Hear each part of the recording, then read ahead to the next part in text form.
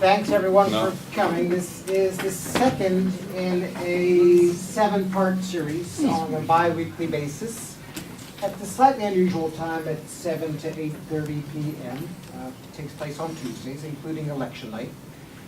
The idea was to have an intimate participatory discussion, except for Mark Blythe, bigger rooms are necessary, and a little bit of media.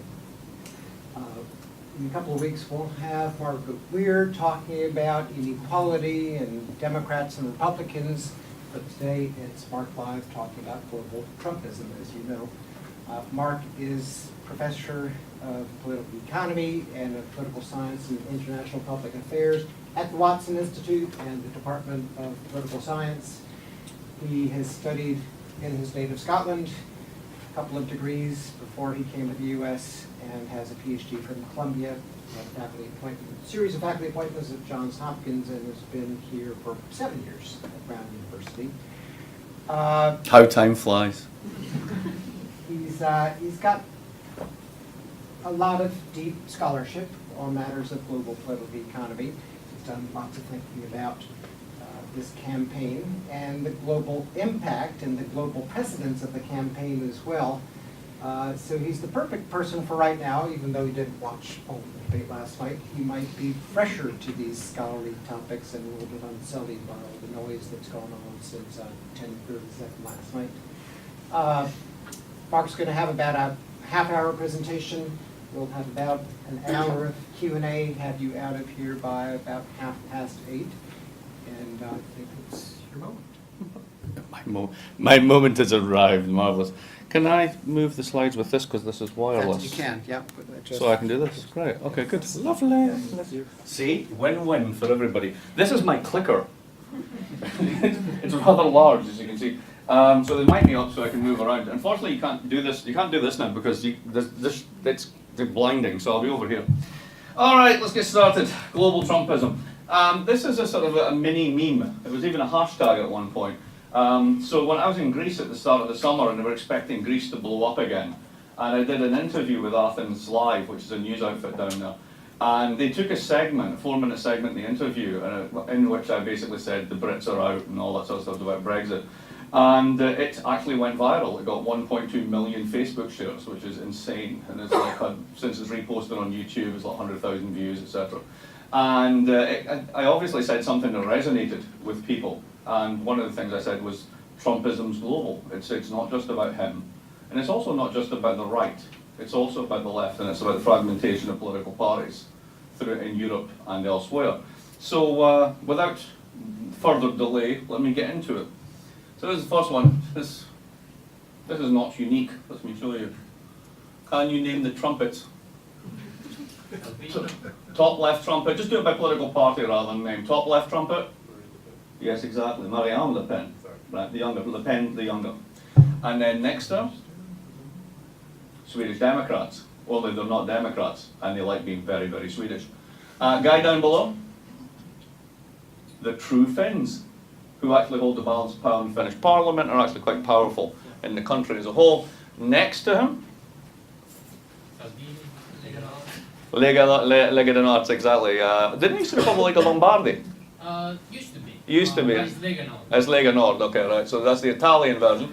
Then the bottom left, I think that's the Golden Dawn leader. I'm pretty sure it is. That's the Greek one. And then on the right, that's Viktor Orban, leader of Hungary, the guy who basically is a dictator inside the EU. So there's a lot of this going on because if you take Trump's policy pronouncements and sort of racial stance and so on and so forth, these guys they make Trump look normal, some of them. They're hardcore and they're actually in power in some countries. So that's pretty scary. Now, what if I told you there was a left-wing version of this? Would you believe me? Let's do the lefty version. Who's at the top? Alexis Tsipras, who's Prime Minister of Greece. And who's next to him? Pablo Iglesias, leader of Podemos, who regularly poll between 20 and 25% of the Spanish electorate, which is part of the reason why Spain can't form a government. And then next, co-leader of Die Linke in Germany. What's her name? Katja Kipling, right. Basically, German politics for the longest time has been around, or organised around an axis of whatever you do, the centre right and the centre left must stop the red-red-green axis. And that's basically, that's the left bit of the red-red-green axis. Next door. Yes, exactly. Co-leader of the Five Star Movement in Italy, who also polled between 20 and 25% of the vote and have done so over 2 elections. And then down at the bottom, Comrade Corbyn, who basically is doing an internal putsch on the Labour Party and is about to clear out all the Blairites and turn it once again into a proper left-wing party in his image. And then, Nicola Sturgeon, who makes a virtue of her government being the anti-austerity government. Now, the big difference between these ones, of course, if we can say that they're similar in the sense that they've come up now, they're different expressions of voter discontent, but they're very different in their politics. One of them is avowedly racist, the other one's avowedly anti-racist. So there's actually a variation there. But is it simply racism? Or is there something deeper going on? Now, here's the problem with dissecting global Trumpism. There's a mini culture war going on about how you, or rather what you think Trump is. And if you think, well, it's all just racism, then we've got some evidence for that. But prior to that, the story for Trump went something like this. And this is my version of Trumpism, in a sense, in a nutshell. So I like to tell the story this way. There's a guy called Gary. Gary lives in Gary, Indiana. And Gary's 10 years in the union in 1989. He gets seniority. So he's a line supervisor with seniority. He's turning 30, gets married, everything's going great, and he's getting $30 an hour real. Now, who knows why, but they've been moving the plant and equipment down south for a long time. I mean, China didn't take most of the industrialization. The South did, Texas did, North Carolina did. So they've been losing a lot of their industrial base. They didn't worry about that. But then they signed this thing called NAFTA, and the plant disappeared, the supplier plants disappeared, and the town takes an enormous economic hit. So a lot of people move out, the tax base goes down, the schools get worse, and he bootstraps himself, says, I've never relied on anybody, I'll get another job. They were meant to retrain him as a computer programmer, that was what everybody said. But the governor at the time really just gave a shit about tax cuts, so they just cut the budget for that and handed it out to people. So then he ended up getting a job in a call centre. So he went to $15 an hour. And then 5 years later, the call centre went from Indiana to India. And now Gary works in his dotage, very hard, long hours, for $11.67 an hour for the largest employer in the United States, who is? Walmart. You know the story. You know the narrative. And every day Gary reads in the papers how him and all his mates are about to be replaced by robots. Because you do, every day. Whatever sector you're in the low end of the labour market, your automation, robotation, it's going to happen. And the guys in Wall Street who got bailed out, right, with everybody else's money, they love this. They're going to make a fortune off this. All these internet entrepreneurs, Uber guys, all the rest of it, they're the ones that will own the patents on the robots. And he'll be thrown on a scrap heap with his mates. And the only person that actually seems to articulate anything he gives a shit about is this guy Trump. Now, he knows he's a buffoon. He knows he's a reality TV star, right? But he's had politician after politician after politician every 4 years showing up saying, vote for me, better jobs, vote for me, more security, vote for me. And life's got crappier and crappier and crappier, so he has no reason whatsoever to believe a word they say. So he has a liar on one side and a bullshit artist on the other. Which one gives you more possibilities? Now that's Trump's narrative, right? That's all about economics. It's nothing about race in that. So then people started to investigate the preferences of Trump supporters. And there's a lot of scientific research on this, and I started to go through all of it. So here's a few bits. Partly, let's get out of the Trump area, let's look at Brexit. So that was a really interesting case there. And one of the things that people said was, oh, this is the revolts of the have-nots, right? These are the people that have been economically deprived, all the rest of it. Well, when you decompose the vote, the narrative of taking back control is the one that people mentioned the most. But right behind it is anti-immigration sentiment. They don't like immigrants. Rich areas and poor areas both voted for Brexit. So if it was simply a case that the poor and benighted and the ones that have been done over by trade deals and globalization, then that would be the story. But it's not, it's rich and poor. So that implies there's something else driving this. What else? The old voted more, and when you poll them, old people are more racist, right throughout Europe, than young people. So they show up more, and they're more anti-immigrant, and that seems to be basically not about economics. Anti-immigrant and anti-Muslim sentiment in particular, poll after poll is rising across Europe. We saw the recent humiliation of Angela Merkel's party in Germany, the rise of another party called AfD, the Alternative for Deutschland, who are basically an anti-immigrant single-issue party in that regard, maybe two issues. The rise of the authoritarians. When you really start polling these people, both here in the United States and in Europe, you find that they have very authoritarian preferences. So if you give them these standard questions about how do you think kids should be reared, or what do you think of this social situation, they stack up time after time as liking hierarchy, patriarchy, women should be in a certain place, very gendered identities. And there's a very positive association in a lot of the social psychological literature that underpins this, the kind of the micro foundations, on this notion of loss of status.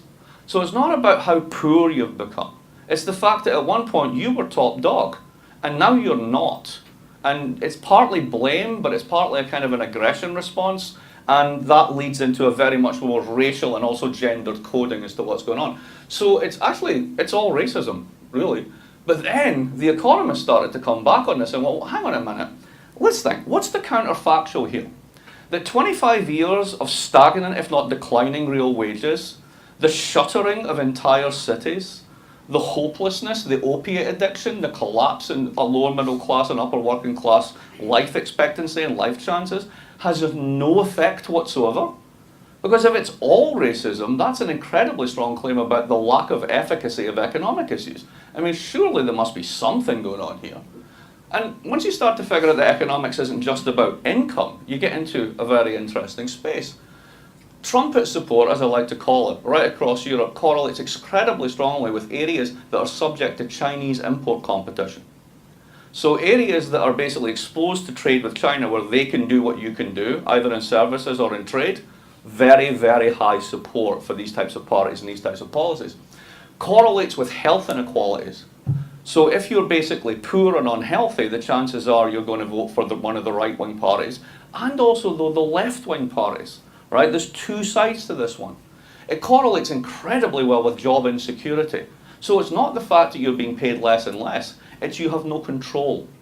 So one example of this from surveys of Brits, if you look at, they do A, B, C, D classifications of jobs, so basically lower manual, upper manual, professional, right? If you look at the C's and the D's, as recently as 10 years ago, 30% of respondents said that they had a good deal of control over their jobs. Now it's 9%. So just astonishing feeling of being disempowered and being out of control. And you've heard all the stories about this, like, walking Amazon warehouses where you walk for 11 miles a day, you're strip searched on the way in, strip searched on the way out. I mean, these are horrible working conditions. Correlates with low income over time. I'm going to show you a slide on this one. And it also correlates with exposure to technological disruption. So the areas, the jobs that have been the most affected by technology are the ones that tend to be the least secure, and all of that feeds together in the same way. So I'm trying to find a way to understand Trump on a global scale that encompasses the left and the right, and is actually attuned to both of these. Because I have no doubt that a large number of people who support the National Front or the True Finns are racist. I mean, they're pretty straightforward about it. Trump may be doing more of the dog whistle version of this, right? But it's the same thing. But the economy matters. So how do they both drive each other, right? What's going on here? How does it fit together? So here's the first one. When the Brexit vote came out, the panel on the left looks at basically, those dots are local authorities, so like, North Providence, East Providence, Providence, that sort of stuff.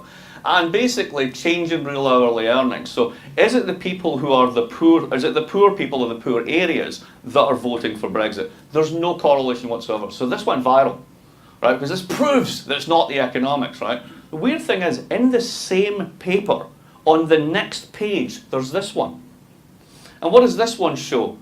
If you're earning £8 a year, you're 70 or 80% likely, 8 quid an hour, to vote for Brexit. And if you're at the top end of the income scale, £18 an hour, so $35, $40 an hour, you've got a 30% chance of voting for it. So if you look at it not as a snapshot, but as an over-time problem, whereby some areas of the country have chronically low wages, yeah, the economics did matter. So why are we so desperate to pin it on race and exclude economics, or vice versa? That just seems weird to me. The only reason I can really think that people want to do this is because it allows the soft left who have been implicated in basically, I will call it the defenestration of working class prospects over the past 25 years, a kind of get-out excuse. And I'll get back to that when we go on. This is another one looking at this. If education and skills are a proxy for income, then the economics is still in the mix. So this is percentage voting to leave the EU, and then the percentage that has level 4 or higher qualifications, that being equivalent to community college or above. So massively strong correlation with education level. And again over here, no qualifications at all. The exact mirror opposite, exactly what you'd expect.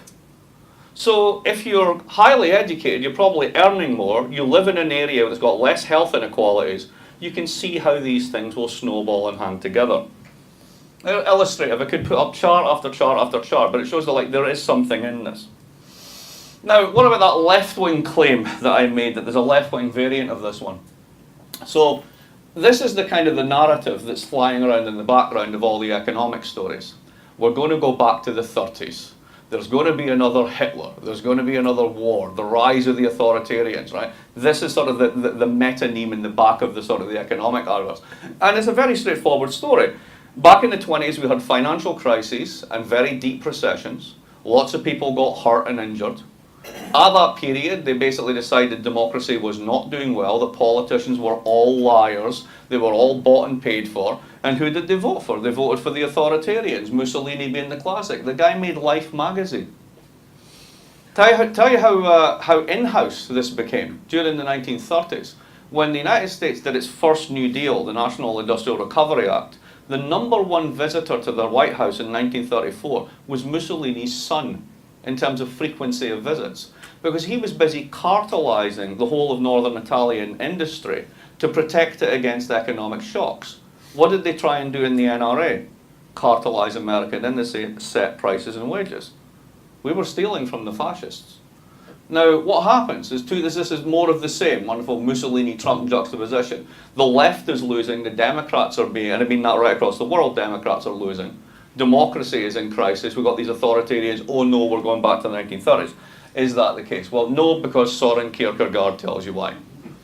So all the philosophy buffs in here immediately start laughing on that one, because why have you got a Soren Kierkegaard slide? That's really weird. Kierkegaard has this wonderful way of thinking about the future, which is it's always a process of becoming. So you cannot experience it except in the moment. And once you do, you close off possibilities of what other future moments can be. So the fact that you've lived the past means that really you cannot relive the past. It's actually impossible to do so. So if we take that away, then you're left with, all right, but is there something similar going on that we can make sense of that will tell us the directionality, if not the exact sort of amplitude of what these changes mean? And I think there is. So let's talk about regimes, right? So the first one's a diet regime. Some of you might have tried that at some point. They all fail. There's Gaddafi as a classic political regime. They all fail. There's Kate's £22,000 beauty regime, which may be a success. I don't know. I can't really judge. And then there's a skincare regime, and I'm not talking about any of that. I'm talking about macroeconomic regimes. So what are macroeconomic regimes? They are basically the way that economies are built institutionally, and it varies across the world. Now, for those of you who do some of this type of work, or in political science, economics, there's a whole literature called Varieties of Capitalism, and basically some countries look a bit like the US, and some countries look more like Germany. And that means that the way that they do skills is one way, and the way that they do training is another way. And so, for example, in the US, training's done to a general skills level, and then firms do most of it in-house. Unions aren't involved.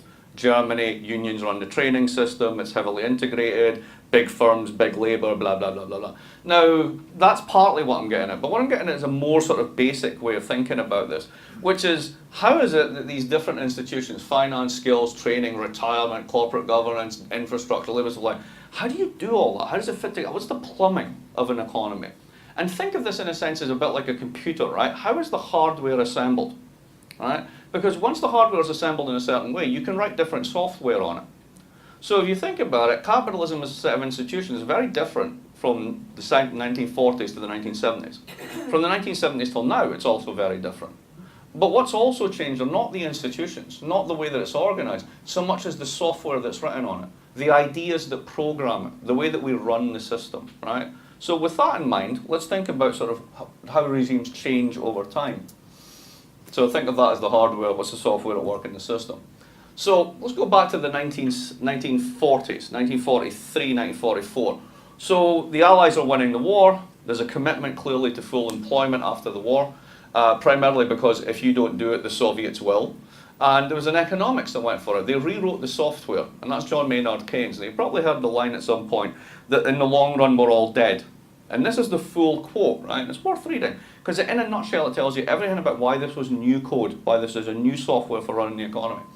In the long run is a misleading guide to current affairs. In the long run we're all dead. Economists set themselves too easy, too useless a task.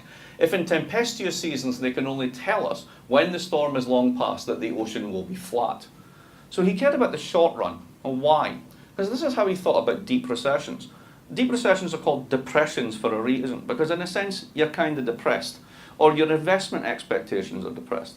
If you've experienced very good times for 2 years and then you have 2 bad days, you don't rewrite the script.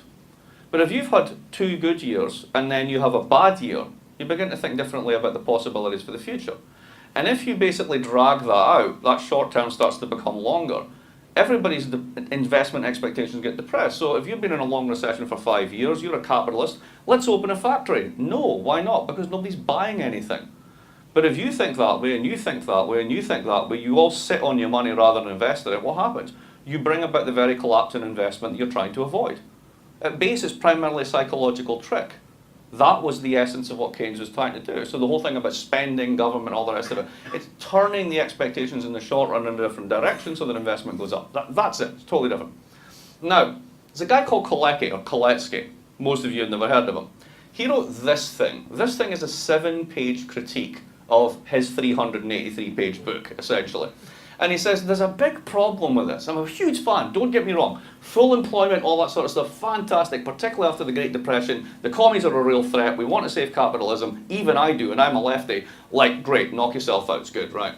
But there's a problem. And what's the problem? Well, if you run full employment as a policy goal forever, you're going to have a problem. Oh, how? Everybody will be happy, people will be consuming, they'll have high wages, it'll be nirvana. What are you talking about? How do you pay for high wages? Employers pay them. Right, so how do they get the money to do it? Well, they make more sales. They do it out of profits. And if you run permanently full employment, then basically the average wage over time is going to go up. And if it's running full employment, it's hard to get labour because you basically have everybody employed. Then the reservation wage at the bottom and the median wage is all going to move up over time. Now, unless profits are constantly moving ahead, the only way firms can get away with this is to do what? Jack up prices. But if you're jacking up prices in order to pay wages, what's happening? What did we call that in the 70s? He predicted it in 1943. And he also said something fascinating. He said, and once you do this, capital, investment, they no longer have the whip hand. They can't discipline labour because they'll strike, they'll do sit-downs. And what else happened in the 1970s? Huge industrial unrest. So this guy basically predicts the bug in the software, right? Or rather, it's a feature rather than a bug, to use that term, right? So by the 1970s, this is Britain in 1979, no famous winter of discontent. This is Australia. You don't think of Australia as being affected by much, but the unemployment on the one side, inflation on the other, that's Gough Whitlam holding onto the raft of the economy being buffeted by the waves. And this is Kalecki's problem. Labour can move costlessly from job to job and can strike at will. Business can only restore profits by raising prices. That eats the wages, provokes more strikes. The result is inflation and a collapse in investment because you know what? You're pissed with the situation. You're the investor class. You're losing money. Inflation's eating at profits. Labour's eating at profits. You can't make a buck. What are you going to do? This is what else Kalecki predicted. You're going to fund a market-friendly revolution. You're going to change the way that people think about the economy. You're going to appeal to the self-interest of consumers and individuals rather than as workers and members of unions. You're going to discipline organised labour. You're going to do the PATCO strike in 1982 and break organised labour in the United States. You're going to globalise supply chains. Hey, try striking now, because if you do, I'm off. I'll go first to Texas and then I'll go to China. So your ability to demand a wage increase just goes to zero. And at that point in time, that wonderful stagnation in wages for 60% of the economy started. Funny that, isn't it? You deregulate finance to increase capital mobility so that you can move your money around, but labour stays in the one place. You hand policy over to technocrats who are charged with one goal and only one goal: fight inflation, even if it's not there. And give them medals when they do. And then globalise production. Because when you do that, you're creating supply chains with incredibly thin profit margins for everybody in the supply chain, very cheap labour, massive returns back to the parent company. Why is Apple so damn profitable? That's why. Now, what does this do to this notion of a regime? Well, think about the regime that we built between 1940 and 1970. What did it look like? It was a debtor's paradise. Did anybody here take out a mortgage in the late 60s or in the 1970s? Right, what happened to your mortgage? Half of it disappeared. Inflation ate it away. You had a fixed rate at 7% and inflation went to 12. Every year that happened, somebody else was paying your mortgage. You know who was eating it? The bank. So who was actually paying for the bank? The guy who owned equity in the bank. The investor class. These girls at the front, the ones who are funding that market-friendly political revolution, because while this is awesome for you, it's horrible for them. So you get sustained inflation. Oddly, Labour's share of national income hits an all-time high. Of course, they're constantly pushing, right? Corporate profits are at an all-time low. Unions are strong, inequality is low. Markets are national. This is crucial, we'll get back to this. They're not international, they're not unbounded. Finance in particular is in its post-New Deal regulatory box with a lock on it, and you can't do all the stuff you could do. Central banks were check cashing agencies for the Treasury. They took orders. They were dependent central banks. And parliaments actually had power. 30 years later, after that big market-friendly rewriting of the software, what do we have? Secular disinflation. Since the financial crisis, global central banks have chucked the equivalent of $13 trillion into the global money supply, and there's no inflation anywhere. Funny that, isn't it? Capital share of income, as we know from Thomas Piketty, and also yesterday from Branko Milanovic, is at an all-time high. The wage share is at an all-time low. Unions are weak to the point of being unconscious, if not dead. If you do a graph of strike activity since the 1970s, it does this. And that's true everywhere. There just aren't any. It doesn't work anymore. Inequality, very, very high. Markets are global. Why? Because then labour can't piss these people off. It's very simple. Finance is strong, central banks are strong. This is why we care about Janet Yellen. Janet Yellen runs the economy, as far as most people are concerned. How did that happen? And parliaments, Congress, are not just weak, they're venal, they're self-destructive. They're hated institutions. Very different world. So here's the problem with the current regime and why that produces both left and right trumpets. This is the key slide. Think about a world in which you've got very low interest rates, very low inflation, if not deflation, systemic. You cannot get inflation up. If you can't get inflation up and you have no way of forcing your employer to give you a pay rise, other than if you just magically get massively full employment, you get wage stagnation and all the returns go to the top. This is all these graphs on inequality, the whole 9 yards, right? In that world, how have people in the United States in particular, but also in other countries, not so much Italy and places like that, but in some countries, how have they managed to maintain their standard of living? What did they do? Credit card. Yes, credit card nation. They borrowed, they levered up. So you lever up on the expectation that there's a life cycle of consumption and you'll get in a debt, but your wages will go up and then you pay back the debt, but the wages never went up. So you just revolve, you just keep more and more debt going on. So if you actually look at debt across the income distribution, it's actually true that most debt is held by rich people, but the punishing effects of debt are held by people at the bottom who simply can't pay it. Hence you get payday lenders, predatory interest rates, loan sharks, all the rest of it. All the nice bits of finance, right? Now, in a deflation, something really interesting happens. The real value of debt goes up. If prices are going down and you have a fixed contract to get a certain amount of money, that money will buy more. So if you're a creditor, you want your money back. But if you're on the other side of the trade and you haven't had a wage rise in 30 years, you can't pay. Now, who's the loser? Who's the loser in this situation? Who are the political parties that are meant to protect that part of the income distribution, that part of the population? It's the centre left. And what happened in the 1980s, and particularly in the 1990s and 2000s, was those parties, the SPD in Germany, New Labour in Britain, the New Democrats here, basically gave up on them. I don't like unions anymore. I don't like those bottom people, the poor people. They don't show up to vote anyway. I need resources to fight my electoral campaign. I need you lot. I need people who are going to vote, people with assets, people who have done well. So everybody starts moving up. And the bottom 20% just get dumped. And then we can tell ourselves stories about how it's all going to magically adjust. And these communities will be reborn as tech hubs. No, they won't. There's no investment. You wouldn't go there. When was the last time you went to Cleveland? Right, you don't. Simple as that. You don't. Everybody who leaves Brown, right, where are you going to go? You're going to go to New York. You might go to LA. Right? You're going to go to DC. You're not going to Cleveland. You're not going to Baltimore. You're not going to any of these places. So what are you left with? Well, the traditional left parties abandon their core constituencies. Who pops up in their shadow? After the financial crisis and a moment of stress. Think about Greece, Syriza. Think about Spain, Podemos. Think about Scotland and the SNP. These are populist movements. These are nationalist in the sense that they want to regain control of the national economy. They want to shield it from globalization. The one thing many of them have in common, both left and right in Europe, they all want out of the euro because they see that as the cause of many of their ills. But if you look at the vote share of these parties, they are collapsing. The SPD got 19% in Baden-Württemberg in its last election. I mean, that's just getting absolutely kicked in the face. What happened to Labour last time in Britain? They were meant to win the election. They got walloped. Basically, the working classes voted for UKIP, the right-wing racist party.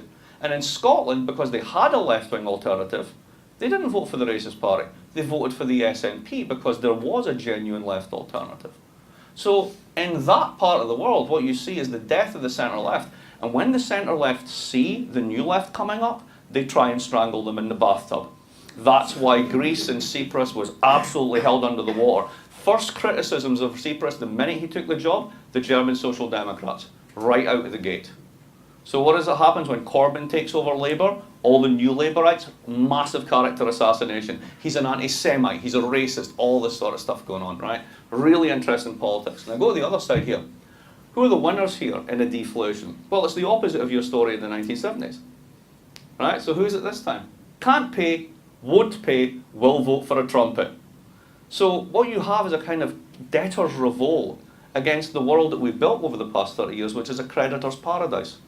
So what you see is a left-wing expression and a right-wing expression, a racist expression and a non-racist expression of fundamental discontent with the way the rewards of the system have been skewed over the past 30 years. And what you see is then the rise of populist right-wing nationalist parties, particularly on this side. It's all about renationalising markets, anti-austerity coalitions, anti-globalisation on both the left and the right, particularly in Europe, and anti-trade, anti-euro. So if you take the website of the National Front and Trump and Syriza, and not, you can do this at home, folks, right? If you can read Greek and things like that, but no, they have an English page, right? But if you look at that and you take out filter out all the National Front stuff about overt racism and immigration, just don't click on the immigration link, right? Just look at the stuff on the economy. They're remarkably similar. It's really amazing when you do that. So, how is this happening? This has been much critiqued, but it's still true. Branko's got a reply in the Financial Times today about a reformulation of this.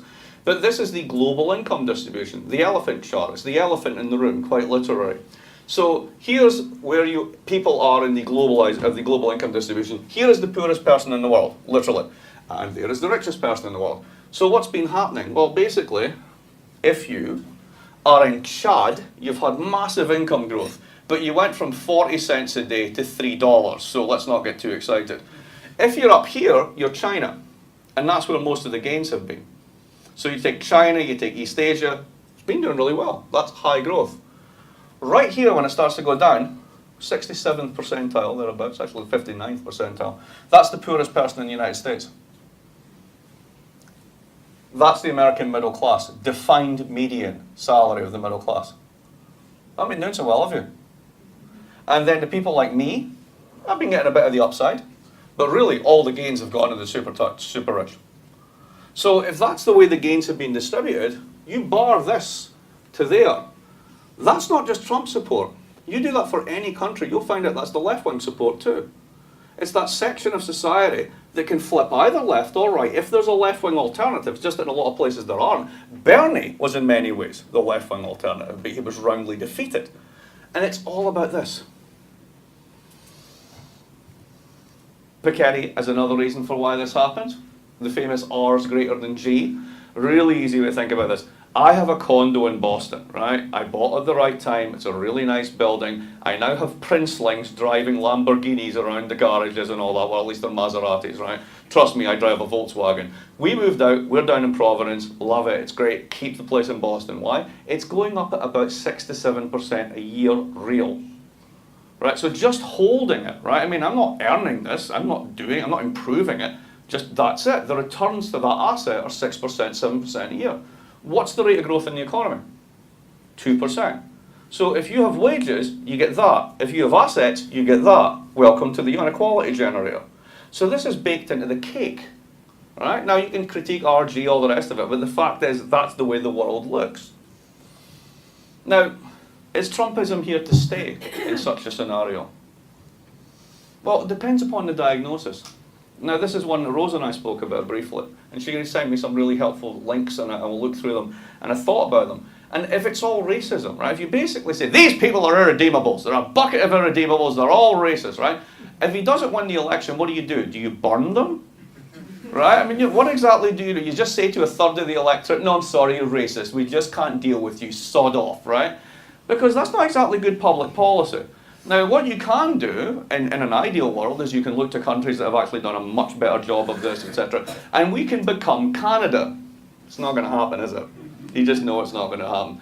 Building inclusive institutions that genuinely respect multiculturalism, plural identities, gender, etc., it's bloody hard, even under the best circumstances. And trying to do that as a public policy reaction to a perceived set of racists, I'm not sure how that works. You can reduce threat perceptions from outsiders to insiders. So basically you can stop being scared of the people you're scared of. So statistically, right, the following is true. You have more chance of being attacked by a shark on land than you have of being attacked by a Muslim terrorist in the United States, right? It's impossibly long odds, but the perception's completely different. And people act upon perceptions.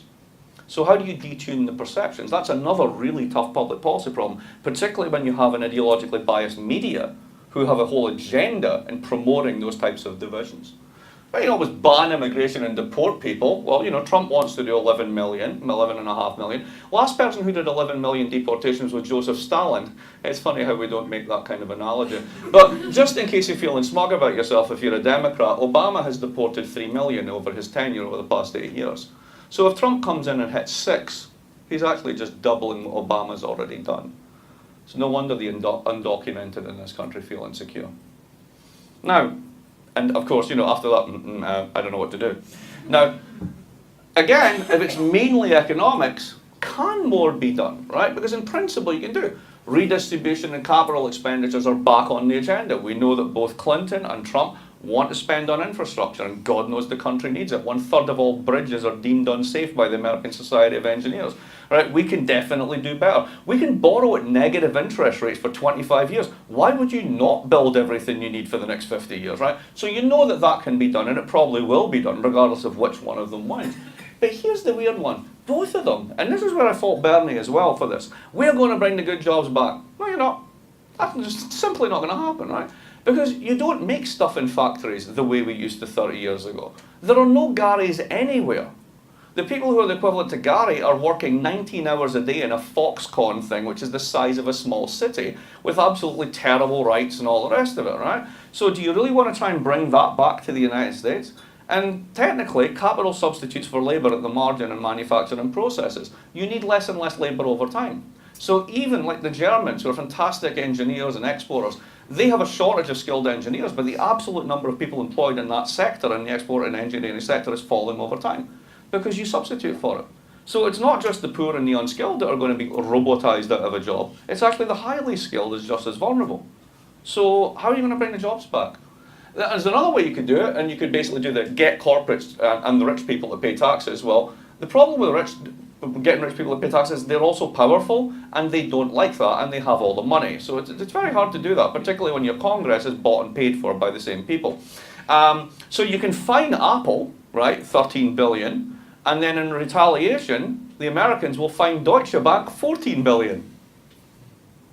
What happens, right? I mean, and then, of course, there's the whole issue of technological disruption. Now, this is the one I've been hinting at, robotics, all the rest of it, right? And that whole thing about job insecurity driving a lot of these fears. I'm going to show you a slide. It's amazing. Watch this. This is from a conference that happened last week. Guy I know who was there picked it up and tweeted it out. The digital disruption has already happened. World's largest taxi company owns no taxis. Largest accommodation provider has no real estate. Largest phone companies have no telecoms infrastructure. Most valuable retailer has no inventory. Most popular media owner creates no content. Fastest growing banks have no actual money. World's largest movie house owns no cinemas. And the largest software vendors don't write the apps. We're already there. Now, what does it mean to bring back the good jobs in that kind of world? It's gone. It's different. So how does this play out? Because you do have global Trumpism, and there is a left version, there is a right version. I'm guessing most people in this room would be more comfortable with the left version than the right version. Like, you don't strike me as overtly racist, but you know, you never know your audience. Europe has an even deeper problem with this, though. And this is why I'm more pessimistic on Europe than I actually am on the United States. I think Trump could be a flash in the pan here for various reasons I'll go into, but I think Europe's really screwed. And it actually has to do with something that the trumpets of the left and right in Europe get, which is that the euro is a disaster. And here's why. The way they used to talk about Europe as a joke was either it was the Protestants in the north and Catholics in the south, right? And the other one was the olive oil butter line. So you knew what country you were in if you were putting butter on bread, you were in the north, and olive oil was in the south, right? And I've always, there's a great New Yorker cartoon from years ago where like two older guys are sitting in a restaurant and the waiter comes up and puts something on, and the caption is, remember when they used to give us butter? Just like that cultural change. But there was the olive oil butter line. That actually now maps onto something very interesting, which is basically who exports to the rest of the world and earns money, and who doesn't. So what you've got basically in short form is the Germans moved all their parts suppliers into Eastern Europe. They did a kind of globalization, but only within Eastern Europe. And when you get to Eastern Europe, you get to a place like Romania, you find that you've got very highly skilled workers, really, really good engineers, great mathematics education. It goes back to the communist era and the whole notion of independence that they had then, all that sort of stuff, so technical schools, etc. So you're getting people that can do all the stuff you can do in Germany for a third of the price. So if you drive a Mercedes in the United States, there's a very good chance that the transmission was actually built and assembled in Romania, then shipped over here and bolted together. And it's a German car, right? So think about what that means. Technological disruption, supply chains, etc. So if you're Eastern Europe or you're Germany, you're selling to the Chinese and the Americans, you're making it like a bandit. So if you look at the surplus of these countries, their export surplus is huge, right? Now, here's the problem. You look at France and you look at Spain and you look at Italy, most of Italy at least, they can't play that game. Because they're not big export countries. They're large consumption economies. Now, if they had their own money, if somebody's running a surplus, then somebody else logically has to be running a deficit. And if they had their own money, they could essentially devalue or whatever. You can do lots of things to protect yourself. But you're all sharing the same currency. And they've also signed a set of agreements in 2012 called the Fiscal Compact, which is insanity, which basically bans fiscal policy in the Eurozone. So what this means is that there's an identity in the national accounts between external surpluses and internal deficits. You basically, if you're running a big surplus, somebody else has to run a deficit. But if you don't allow them to run the deficit, the only thing they can do is permanently constrict their economy. So you're asking basically the French and the Spanish and the Italians to run permanent austerity budgets so that the Germans, the Poles and the Romanians can make money hand over fist selling to the Americans and the Chinese. Do you think that's going to piss off the National Front? Do you think that might actually, if it continues for several years, really push them over the edge? And they show no signs of peddling that one back. So at the end of this month, the Director General of Economic and Social Affairs for the European Commission, a very powerful technocrat called Marco Butti, is coming to Brown to give a talk. Well, not to give a talk, basically for me to interview him. And I'm going to ask him this, because this is what I see as the long-term problem. And if he doesn't do something about this, it's game over for these guys. So Europe is a particular problem. So what's the long-term scenarios too? Here's the positive story.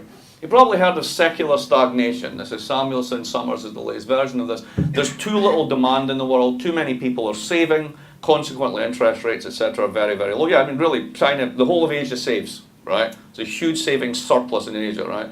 Now the Europeans, because they're running an export surplus, are essentially exporting capital, so they're saving as well. So the only bit of the planet that isn't saving is the United States. What happens if the United States starts saving? We're all saving at once. You can't save all at once. It's the paradox of thrift. You would actually crash the economy. So it's good that we actually can't control ourselves. Otherwise, the whole thing would sort of grind to a halt, right? But the basic story on this one is, okay, let's say that that's true, but it doesn't necessarily mean it's bad. Think about what happened with the last jobs report. Think about the long-term trend of employment. We finally had some wage growth, right? Project that out at 2%, just 2% economic growth, but with practically negative interest rates and very, very low inflation, that compounds over time. That's not a horrible story. It's a bit like the 1950s, only scaled down a bit, right? It's kind of secular stability, boring, finance doesn't get to play its tricks, commodity prices are low, inflation's low. You can survive that, and if you do, and you're smart, and you do infrastructure spending, you get the boost from all that sort of stuff, you can defeat Trumpism. Here, I'm not so sure about Europe, because they're not together, they've got the euro problems, etc. But, you know, Trumpism's a blip. Here's the other one. Boris, right? There's a class of politicians now which can only be described as buffoons. Opportunistic idiots, right? And they will do anything and say anything. And he's one of them, and I genuinely believe that Trump is one of them.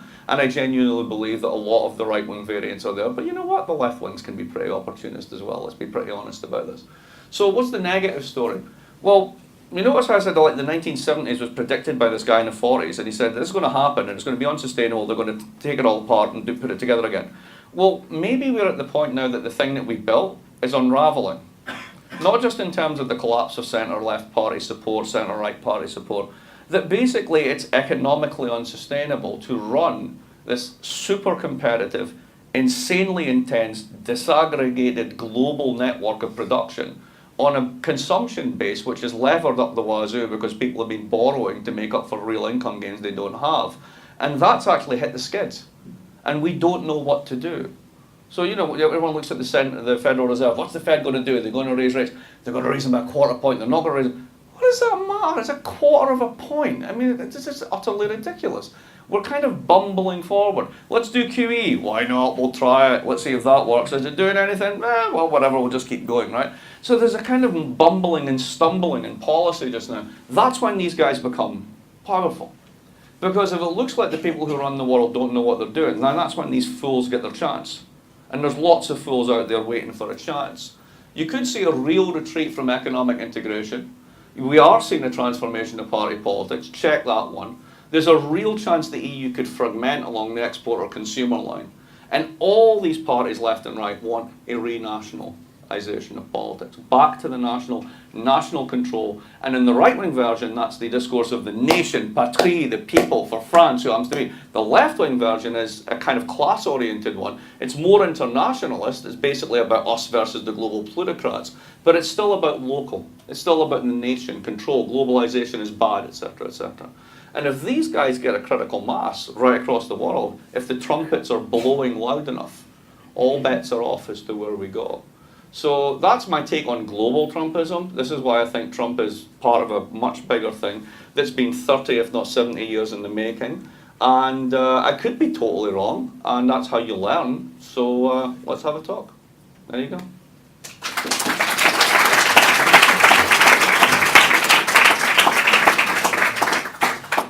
You've done something miraculous, which is to depersonalize this campaign moment and talk about real trends in an academic way, which we appreciate. And I have a feeling that Mark can probably take his own questions. I think I can see. I've done this before.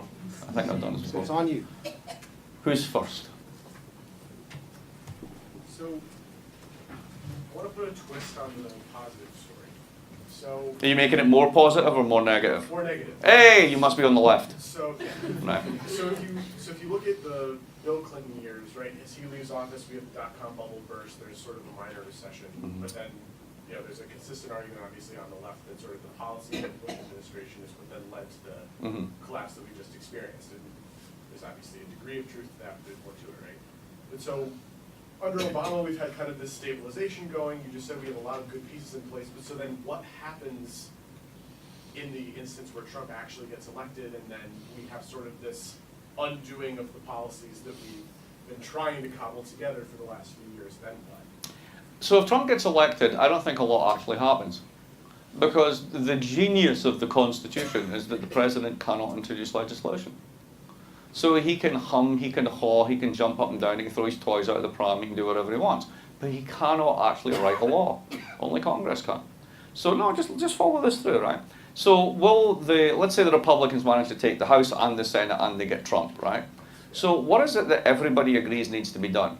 Now, they'll do the shittiest kind of infrastructure investment. They'll build a giant, stupid wall to stop something that doesn't exist called Mexican immigration. I mean, literally, it doesn't exist, right? The flows are going the other way. We're at the point we were in 1961, and we want to build a wall to keep them out. Dude, they're not there. They're just not there, right?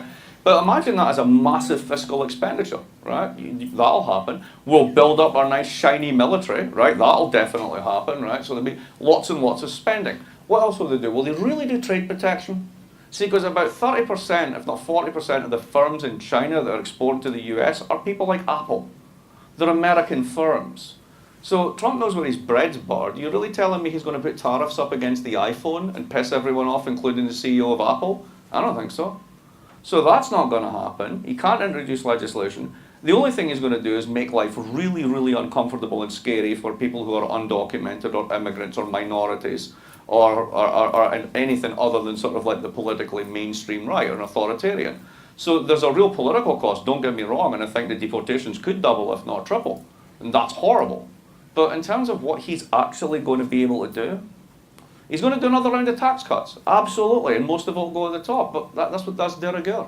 That's what we do. That's what we've been doing for 30 years. So you don't think that'll have a nasty undoing even of sort of the limited stability we've just started to put together? Well, let's say limited civility. So I think one of the most successful policies in recent years, believe it or not, has been Dodd-Frank.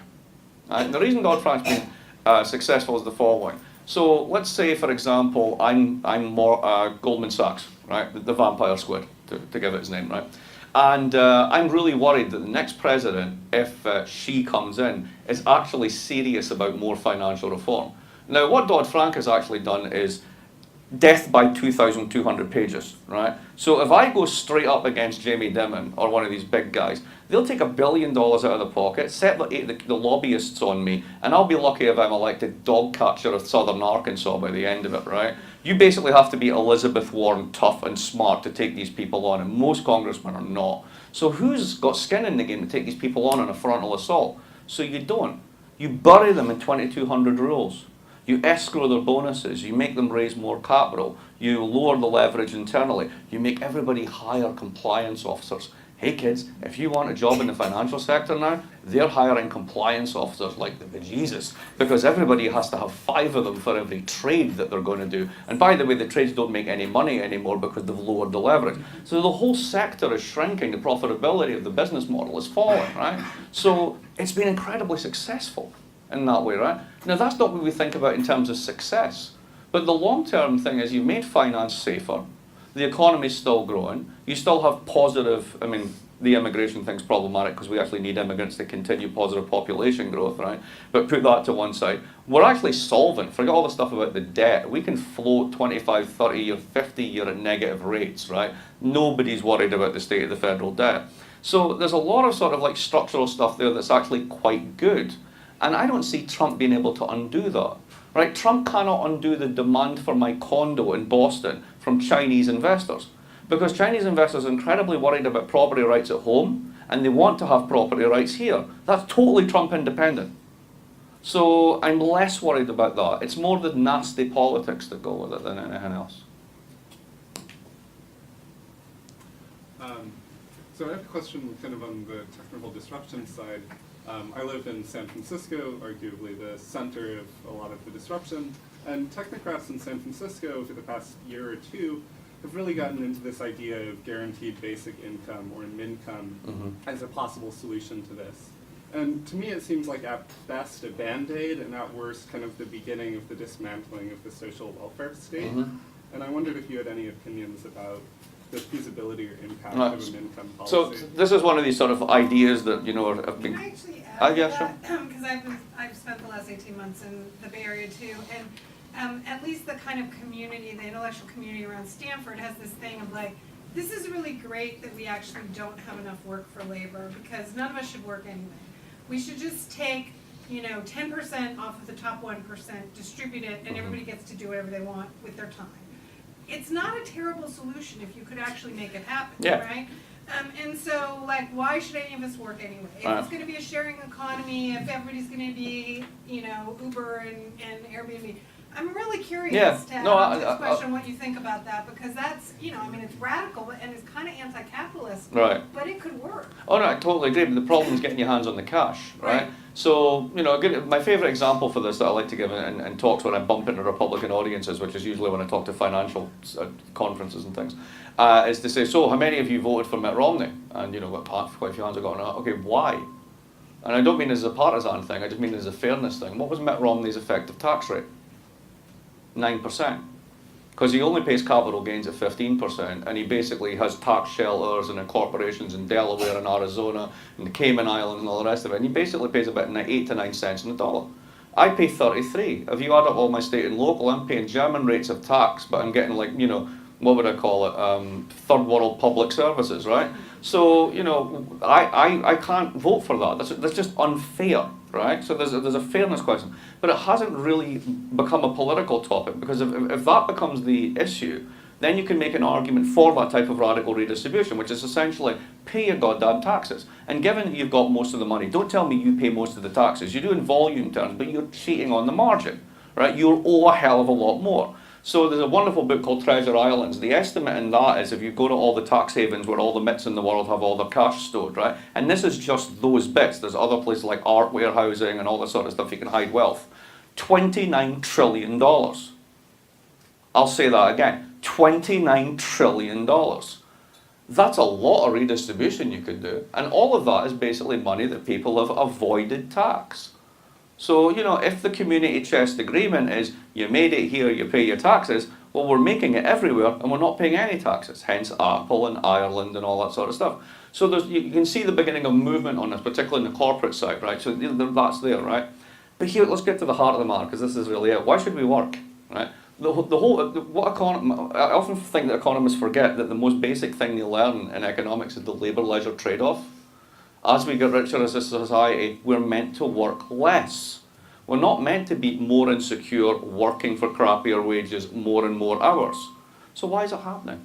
Well, it's actually about the property rights behind it. So let's go to San Francisco for a minute, right? Uber is fantastic. I think Uber is absolutely brilliant. I love it. I love the fact that when you need to get to the airport, they actually show up. I love the fact that it doesn't smell like 9 people have been murdered in the back of this car before I get in it, which is your average city taxi, right? And I love the fact that, even if these guys are basically ripping off the drivers, a much larger proportion of what they're actually earning goes to them than rather goes straight to the medallion holder who holds the license that's basically a money pump from basically poor immigrants who are earning an equivalent of less than minimum wage and tips, right? So I love it, it's great. Let's say Uber gets driverless cars sorted out. You eliminate about 8 million jobs in the United States, like that. Now, unless you're going to give them some kind of compensation, a basic income or anything like that, what exactly do you do? Now, this is where it gets more into the ethics of capitalism.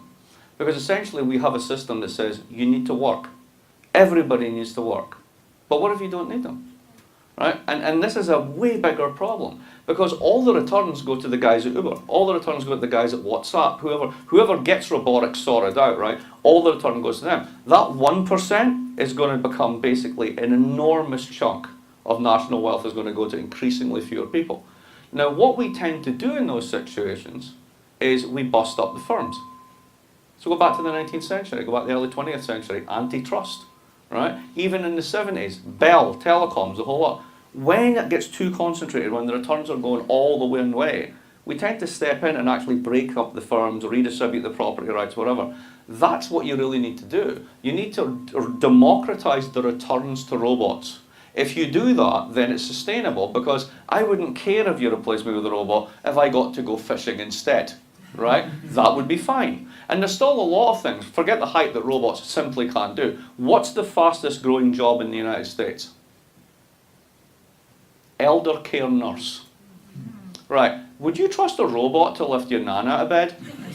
Not going to happen, is it? Right, not in a long time. So there's still a lot of actual human contact jobs which really can't be technologically disrupted. But there's a hell of a lot that can be, and they tend to be the people who are already in that slice of the cake that are pissed off, both for left and right parties. So you're raising exactly the right issue. Why do we need to work? So it's more than basic income, right? It's actually about we can produce super mega surplus for the planet with 10% of the population working. China can literally make everything that we need. Why are we bothering? Like, why does every country in the world need to make cars? Why do we need to have so many different types? If ultimately you're just going to have a few self-driving models that will take you from here to there and you can call them up on your phone. So this is way bigger than just those issues. So yeah, I mean, exactly the right issues. I don't have an answer, but that's definitely what the question needs to be. Why do we need to work? I ask myself that every morning. Usually when I've been out the night before. Why do I need to work? Next. Or are we all done? Yeah, one question regarding China. China's economy is now slowing down, less growth. How does this affect your overall story and the future as you see it? All right, well, China's, I mean, I don't pretend to be a China expert, but I look at it this way. There's the guy who used to run PIMCO, what's his name again, the big bond trader? Bill Gross. Bill Gross. Had a lovely phrase about China. He called it faith-based investing. Because you don't know what you're doing, really. I mean, they could be ripping you off. Do you believe the GDP figures? Right, if you don't believe the GDP figures, do you believe the banking figures? Does anybody actually know what's in the banks? No, but it keeps going, right? It keeps going. Somebody's making money, right? Somebody's making stuff. It's ended up in Walmart, right? The system continues. So this is a very, very different system. What's interesting about China, for me just now, is the sheer amount of capital flight. So Jason Sharman recently sent me a report. I haven't had a chance to look at it, but he told me about it. So there was this piece of research that was done by the Bank of China a couple of years ago, and it was just this fantastic economic study. And it was so beautifully done that they wanted to give it an award. The only thing was they couldn't publicize it because the findings were so explosive. But somebody didn't get the memo. So they gave it an internal award and posted it on the Bank of China website for 1 minute and 38 seconds. Just long enough for somebody to find it and copy it. Here's what it said. 11,000 members of the party in the top echelons have expatriated $100 billion and run off with it over the past 15 years. That's the numbers. Holy shit! That kind of explains why my condo's going up. Now, in order to stop that, the government correctly says, oh, dude, you do that anymore, we're done, right? So you have a massive corruption crackdown. Here's the problem with the corruption crackdown. Corruption is property rights guarantees in a system where you don't have independent courts. Right? That's how it works. It's Buddy Chancy land, right? Basically, you didn't go to the court, you went to Buddy. Buddy sorted it out. Buddy's the party. Now, the party's your insurance policy. The party is your partner in crime at the local level. And now the party's being purged. Which means as an investor, you don't have courts, you don't have a protector, you don't have recourse. Where do you want your money to be? Right here. So perversely, until they absolutely clean up the entire system, which is if you ever get there, right? You're actually creating the incentives to destabilize it further. So that could be what we're seeing as part of the slowdown. But here's the wonderful thing about the United States, right? And it's the old Mel Brooks line on this one. It's good to be the king, right? Because the United States is a barbell economy, right? Have you ever picked up a barbell in a gym? The reason you can lift a lot of weight is because it's perfectly balanced on both sides. And the United States is the only barbell economy. When things are going well everywhere, people come here and borrow dollars and put them outside because you get a higher return. When things go to hell in a handbasket there, you liquidate everything, turn it into dollars, and bring back home, and my condo goes up either way. Right? So I worry about China for lots of reasons, but I don't worry about it for this, in the sense that it'll just trundle along and blah, blah, blah. The long-term story on this one is it accelerates it because China saves, so you're adding a global savings glut. That's feeding into basically insufficient aggregate demand at a global level. It's also leading into basically a lack of inflation in the system, which is keeping long-term rates down. So it's all pushing in that one direction. I don't see, even if China had a very serious hard landing and political problems, etc., economically it's significant, but it's really about the size of 2 Germanys. So if 2 Germanys blew up, would that derail the entire global economy? Yeah. Jein, as the Germans say. Yes and no. So. And just to continue to push the discussion, I mean, I think it's worth underlining that any sort of response to this that isn't just violent revolution, it's going to have to be a revolution of ideas in a certain sort of way, and a revolution of ways of thinking about freedom, thinking about work, thinking about the relationship between, because you're not going to get, I think one way of summarizing what you said is that you're not going to get the high growth, virtuous, Adam Smith preferred version of the economy, right? Where honest hard work, just you come to it, everything is rewarded if you're just willing to put in the effort. You're not going to get that anymore, right? So the question is, what do you replace that with? You replace that with changing the nature of what it means to be virtuous in markets, and that might mean that some of us take more leisure, and that means that we share more, or are you going to get the boots and the Well, again, it comes down to what we do with property, right? So let's go back to Uber, right? Or Airbnb is another example, right? So Airbnb rents out more hotel space than all the hotels put together, which is incredible. Now what they've done is they've actually created options in a financial sense on every piece of real estate in the world. And it's up to you whether you cash in the option. So you can use them to basically monetize your living space, right? That's amazing, right? And it's not a bad deal for you. But where do most of the returns go? Back to the guy who holds the website, who basically has the brand. So, you know, you're creating a world in which you've got sort of like financial optionality over everything. So cars, houses, I mean anything that you've got as an asset but you don't use all the time, essentially you can rent it out on the web. My favourite example for this, when I asked Branko Milanovic, we were talking about this last night, I said, what's the weirdest thing you've ever seen that you can get options optionality on objects on the web? And he said lingerie. There's actually, you can rent lingerie on the web, which I just find really weird and disgusting, right? But apparently you can, right? Think about it. If you're buying Obad or Chantel, that shit costs a lot of money. It spends most of its life in the drawer, right? Why not rent it out? I guess, you know, you can do that. But you can wash it. I don't know. I don't do this, right? I'm just saying, right? You know. So basically, we can create options over everything, right? But the people who are striking the options the returns are all going back to the people at the top who are doing these firms. So we've got to decide what we do with this, right? Either you democratize the technology, in which case everybody who's got it keeps most of the returns, and a small residual of anything goes back to the owners, right? Or you let the owners take the lot. And if you do that in an already winner-takes-all world, that gets ugly very, very quick. And I think it really comes down to that. Now, I'll give you an example of how this can work. So I've got a mate called Brett, he's an Australian, and he runs GE's cloud from his house here in Providence. Just don't tell anyone, right? He's a super tech computer guy, right? And he shows up at my house one day with a 3 terabyte hard drive and a 6-pack. And I'm like, okay, what are we going to do?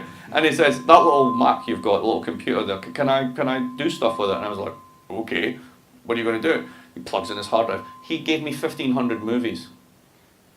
That's nice. Okay, that's good. I'm not asking where he got them, right? 1,500 movies. Like all HD, perfect copies, the whole lot. Right. He says, do you mind if I turn this into a Plex server? I'm like, what? Yeah, go ahead. You ever heard of a Plex server? Anybody know what a Plex server is? Right, this is incredible. I'm sitting in LA airport with an iPad on a Wi-Fi connection. I can go back to my home computer, the one that he's just been prattling around with, and press an app, and I can pick up watching any one of those 1,500 movies wherever I want, at exactly the point I left it off. And I can do that with all sorts of media, right? Now, think about if you went into Best Buy and you said, I want this system, right? That would have cost you thousands of dollars. Plex is free. Anybody can get it. It's the simplest thing in the world.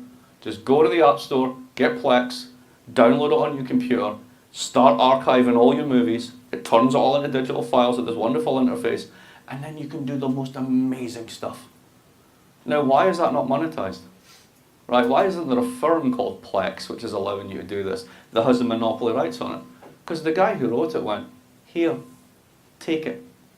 It's free, and everybody can use it. And there are so many consumption goods now that are like that, and increasingly so, that what's happening is I can make money off the option that I'm writing, that I'm exercising the option you're writing on your house, right? That's becoming less common. What's actually becoming is just stuff's free. So think, for example, Airbnb, couch surfing. No money is exchanged. And you can actually get a room, a bed, the whole sort of thing. So there is a positive aspect to the sharing economy. It's all a question of how much we want to share versus how much we want to give options to the guy who's got the patent. That's really what it comes down to. Oh, sorry. Oh, I just had a quick follow-on to that. I think regulation can really influence that as well. You mentioned Uber earlier, and Austin, the city in Texas, recently decided to prohibit Uber from operating in their city. And as an alternative, a group of people living in Austin created a open source free application for finding rideshare Uber-like rides, where there is no 30% to Uber. Right. All of the money goes to the driver. Yeah. And that's a direct result of regulation that caused that to be democratized. Yeah, and that's exactly democratizing property rights. It's not about expropriation, right? You don't have to take anything away from these guys. You can just build alternative platforms. And then people migrate to those platforms because everybody's winning. So you can totally do that, and that's actually a really positive side. One book that goes into this, the only book I know that goes into this is Paul Mason's book, Post-Capitalism. And it's a very good book, actually. He's a British journalist / economist who used to be the chief economics correspondent for one of their main news channels, Channel 4. And he wrote this book called Post-Capitalism, and it's all about exactly how the sharing economy might be the only thing that can save us. Because ultimately, we do not need people to work, but we have an ethic that says if you don't work, you're worthless. So how do you square that problem? That's what he's trying to solve. So Mark, if monetary policy is less and less effective, tweaking interest rates a quarter of a percent, and if quantitative easing doesn't really work much anymore, what are the alternatives? How do we stimulate growth? And what are the other tools what are the other options? Well, go back to that thing I said about, starting in the 70s, you have this market-friendly revolution, and you basically disempower Congress, parliaments, and you don't want politicians to run things because they'll generate inflation and all this sort of. You want people like Greenspan to basically run the economy for you now. Why? I mean, can we just stop and think about this for a minute? Why is a technocratic appointee who has nothing more than two tools, raise and lower the price of money, buy and sell assets, that's it, right? Why are they charged with and given the responsibility for producing growth, which is an organic outcome of the personal decisions of millions of individuals who have nothing to do with the central bank? I think we've lost the plot. I don't think, first of all, it's unfair to charge these institutions with these things. They're missions that they cannot fulfill with the tools they've got. You could give them more tools, that'd be one way of doing it. But another way would be to actually look at Congress, which is the fiscal arm, because there's more than just monetary policy, there is also fiscal policy, and say, where have you been for the past 25 years? Oh, that's right, you were too busy cutting taxes, and then writing ridiculous laws that didn't matter. Can you stop doing that, right? Could we maybe do something like we did in the 50s when we built the entire highway network of this country? Could we maybe do something about making JFK less of a national embarrassment, right? There's lots of things we could do. And it can be done if Congress decides to do it. So, do we need more monetary policy? No, we need them all to stop doing what they do. It's just a waste of time. Or get better tools that are more effective and work jointly with fiscal authorities. But we've given up on fiscal. We just think it's a bad idea. Politicians can't run things. Why would you want them to do that? Nobody's saying they run things, but basically if the roads in Providence are the norm for the richest country in the world, God help us. So I'm thinking. behind first, Kevin, I'll get to you in a second. He's hand up first. This may be an unfair question, but. There's only unfair answers coming. No. All the information you provided in the past hour, how much of that do you think Donald Trump knows? Ooh, good question. He doesn't have to know any of it. Does that make him accidental? Well, it makes most politicians accidental. Here's my favourite accidental politician, Harry Truman. So Harry Truman is literally the accident of history, right? A 4 times failed haberdasher with a domineering mother-in-law he was absolutely petrified of. but a tremendous poker player, a machine politician who was put in there by totally corrupt practices, who ended up saving the New Deal. Now, did he know everything he needed to know? No. He just knew, this is where I need to be, this is the stuff I need to pay attention to, and I'm going to let George Marshall deal with the details. And that was pretty much what he did. Trump is just a version of that. Same as Ronald Reagan was, if you want another example. In fact, I actually get really worried when, this is one of the things that actually worries me about both of the Clintons, right? It also worried me about Jimmy Carter. Well, I'm not old enough to worry about him, you know what I mean? That when politicians think they know a lot, they start to do things that they don't really understand. And sometimes it's better if you know, knowing the limits of your ignorance, and you can't accuse Trump of that, right? But knowing the limits of your ignorance is actually a really, really healthy thing in a governor, I think. So, I don't worry about that. Then, Kevin. Well, I was thinking, two things about the global trust. One, the relationship of, democracy and the political, in particular, the political democracy in the economy, and the other issue about diversity and how that can be, at least in some, identitarian leftist politics, if it's devoid of any class analysis, can be sometimes problematic and lead to a reaction. But the democracy, you have like Bernie Sanders or Elizabeth Warren going in against the TPP and pointing out the instance of a Canadian company suing the Americans, or Uruguay, being, so in other words, that it undermines democracy, not only our own, but of others.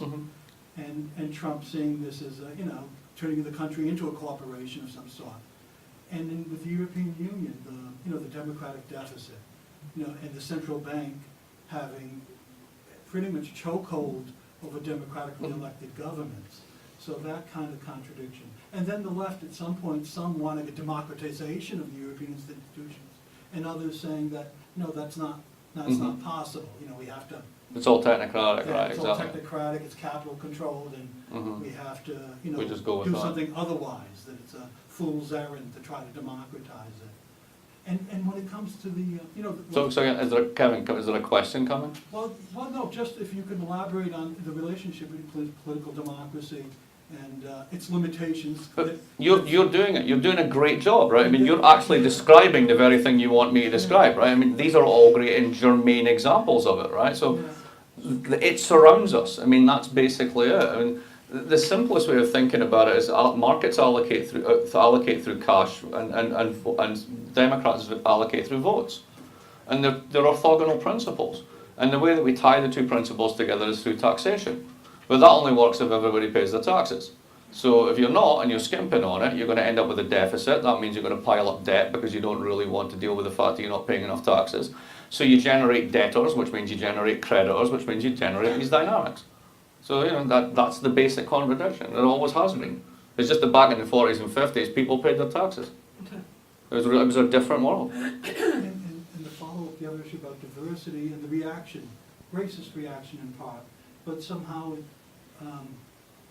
because there was that idea that you had the Republicans, there's some racism there, and a neoliberal, at least before Trump, that capital should have its free reign throughout the world. But the Democrats as well. Capital should have free reign around the world, but we need diversity. But if that free reign leads to income polarization, and a good part of the population, including white males, their life expectancy going down, I mean, do they really feel, the Democrats feel like, okay, you can have all this income polarization as long as the top has its share of women and African Americans and so forth, but you can get a reaction to others who feel like, wait a minute. I mean, this definitely plays. This plays into the right-wing thinking. It's not an American phenomenon. I mean, you can find examples of this in France, etc. I mean, France is actually very weird on this one. I mean, to me, the truly offensive one is actually, when you think about this, French cops are walking up to women on beaches and ordering them to take their clothes off. Right? I mean, that's just insane, right? I mean, that's like micro-policing of the worst possible type, right? But let's take an issue, right? So here's an issue that I think I understand what's going on. So the whole struggle that was there that seems to have abated a little bit over gender-neutral bathrooms, right? Now, why is it that Obama's Justice Department is spending time on bathrooms, right? Well, because there's a bigger issue at stake behind this, right? It's symbolic of something else, which is you can't allow states to start saying who's a person and who's not a person. That's utterly ridiculous. And it's just weird that like this comes to a head, because it's really about voters' rights, it's really about identity politics, and it's about basically rights of self-respect, and like, you know, you're an autonomous person and you can damn well pee where you want to pee, right? And that's awesome, right? But think about how it plays in the heartland, right? To use that term. So let me get this straight. What is it these crazy people in Washington are concerned with now? Bathrooms? Who gets to pee in bathrooms? Are you kidding me? So of course you can play this both ways, right? You can make the most empathetic, reasonable, and legitimate, let's say, identity issue of representation, democracy, etc., sound ridiculous. That's part of politics. There's nothing new in this whatsoever. I mean, one of the ones that I say to when my wife and I are chatting away and like we start snapping at each other, I'll say things like, "What do you want next? The right to vote?" Right? You know. But that back in the day, that was a real. You're not going to give women the vote. What are you thinking of? That's unthinkable, right? So you know, we at any moment in time, like issues of personhood, diversity, control, etc., can be made to seem ridiculous, regardless of whether they are or not. And that's part and part. There's nothing new in this. It's just another version of struggles that have been going on for a very long time. Just happens to be about bathrooms. So for the global Trumpism, so it seems to me that it's actually more like a Western Trumpism. Oh, yeah. We don't really see that in East Asia because we don't really have a lot of like those radical speaking people in populist movement. And do you think that's actually, like, what do you think is like the reason behind East Asia not experiencing a similar kind of movement, even though we've been like even Japan and Korea have been in recession for like past 20 years? No, absolutely. Great question, right? So Japan and Korea decided, I mean, Korea's had a tough time through competition and productivity and stuff. I mean, it's not really sort of, you know, been in a recession in the way that Japan has been. Japan's a fascinating case because it's totally unique, right? You've got the oldest population in the world, and if you give them money, they buy government bonds. Right? It's brilliant, right? And then when they eventually die at the age of 305, they leave them to their children because they actually think they're an intergenerational asset, right? So what that means is there's kind of like a deflationary glide path I saw somebody draw for Japan once. And it's like, here's the capital stock of the country and here's time, right? And eventually they're just going to eat the entire capital stock of the country. And then everyone will die at the age of 305, right? But it'll be a very long, slow glide path. And given that they're the world's worst at immigration, so the economy is going to shrink, right? All this, it's a very weird place. So you could kind of explain Japan sui generis. But I think the bigger point is this. The East Asian economies were traditionally hierarchical, authoritarian, quite patriarchal, right? Very strong political parties with deep reach into civil society and civil society organizations. Very hard to get that kind of populist crap going because the populists were themselves creatures of the state. So think about Marcos in the Philippines, right? Was it? Yeah, and you have a new populist running in the Philippines right now. Exactly. But even in Japan, think about the way that the Liberal Party, the LDP, was like kicked into touch 15 years ago and kind of came back with a kind of a much more aggressive nationalist rhetoric. Right, so you see fringes of this coming up, but it is different in kind. This is totally a Western story, right? Absolutely. I just happen to call it global Trumpism because I was in an interview in Greece and I was lazy. And then somebody went, hashtag global Trumpism, and there you go. It's a thing. You're stuck with it. So that's that. But great question. It's really good. Mark, make this the last question. Okay, a last one. I've had this gentleman before. Anybody else want to come in, just in case, or he gets the last one? Or I've got it. No. Go on now. So scholars don't often run for political office, but you're going to be the next campaigner for a Senate seat from Rhode Island. Give us from that power base. Four or five planks in your platform that you think would be both winnable and sensible. Right, first one, everybody pays their taxes. No exemptions, no inclusions. And I'll even consider cutting rates if we can actually increase the take. Everybody pays, no exceptions. Back in the 1970s, corporates paid 20% of total taxes. Today they pay 2% in real terms. It's stashed abroad, it's hidden, it's transfer priced, it's a double Irish Dutch sandwich, all this sort of stuff, right? Nonsense. Enough. Basta, we're done with it. So that's number one, everybody pays their taxes. Number two, we really need to think about whether we need people to work. Because if you're about to basically add robots into a mix of already high inequality and low pay, you're asking for trouble. And it's a bit like basically nationalising healthcare. At the end of the day, everybody saves money because everybody isn't showing up to the emergency room.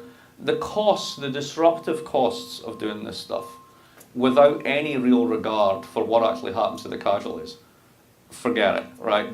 You need massive insurance on this, and you have to think really creatively about it.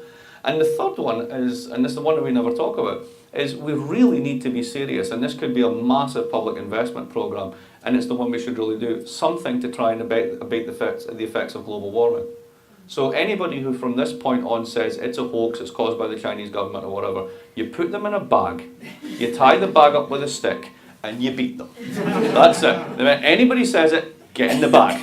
Done. That's it. So that would be platform number 3. And then you can, if you raise the tax revenues and spend it on infrastructure, which would actually abate global warming, it would mean that Boston Harbour wouldn't actually rise by 5 feet, which means that my condo, at the end of its 30-year mortgage, which is being paid off by a Chinese investor, would all come to me, and I'd make out like a bandit. So ultimately, it's self-serving. Join me in thanking Mark for a great presentation. Thanks for coming.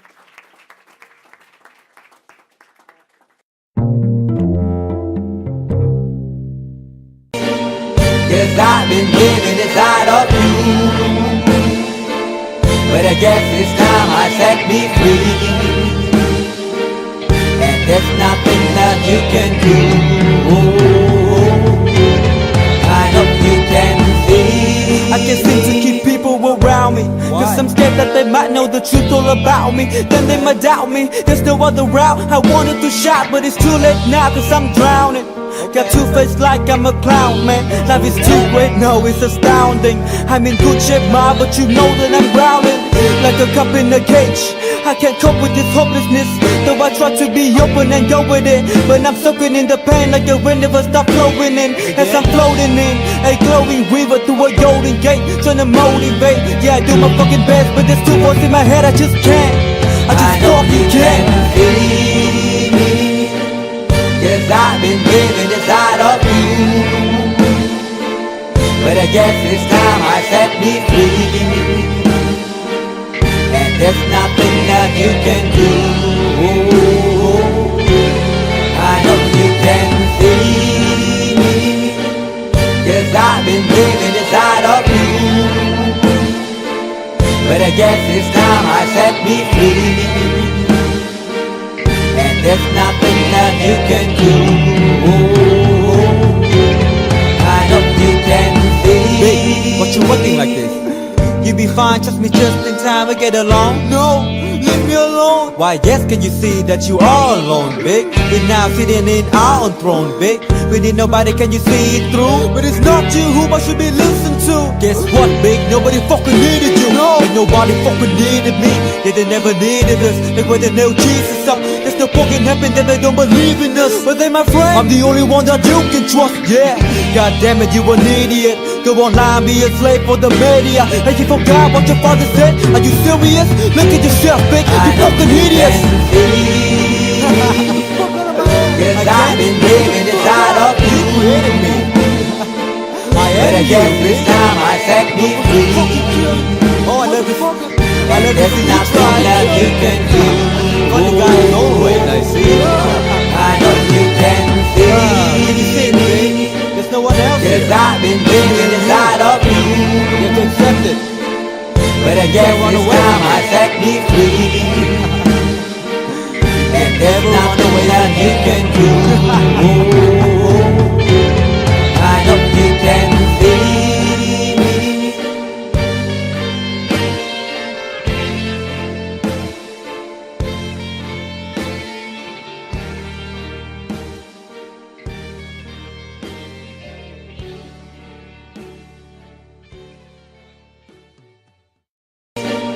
Yes, I've been living inside of you, but I guess it's time I set me free, and there's nothing that you can do. I I can't seem to keep people around me. Cause I'm scared that they might know the truth all about me. Then they might doubt me. There's no other route. I wanted to shout, but it's too late now cause I'm drowning. Got two face like I'm a clown, man. Life is too great, no, it's astounding. I'm in good shape, ma, but you know that I'm drowning like a cup in a cage. I can't cope with this hopelessness, though I try to be open and go with it. But I'm soaking in the pain like the wind never stop flowing in. As I'm floating in a glowing river through a golden gate, trying to motivate. Yeah, I do my fucking best, but there's two voices in my head, I just can't. I just fucking can't. Cause I've been living inside of you. But I guess this time I set me free. And there's nothing that you can do. I hope you can see me. Cause I've been living inside of you. But I guess this time I set me free. And there's nothing that you can do. I hope you can see. Baby, what you acting like this? You be fine, trust me, just in time we get along. No, leave me alone. Why yes, can you see that you are alone, big? We're now sitting in our own throne, big. We need nobody, can you see it through? But it's not you who I should be listening to. Guess what, big? Nobody fucking needed you. No, and nobody fucking needed me. Yeah, they never needed us. Like when they nailed Jesus up, there's no fucking heaven that they don't believe in us. But they my friend, I'm the only one that you can trust. Yeah, god damn it, you an idiot. Go online, be a slave for the media. And you forgot what your father said. Are you serious? Look at yourself, big. You fucking idiots. Cause I've been living inside of you. But I guess this time I set me free. Oh, I love you. I love And you there's for you nothing try. that you can do.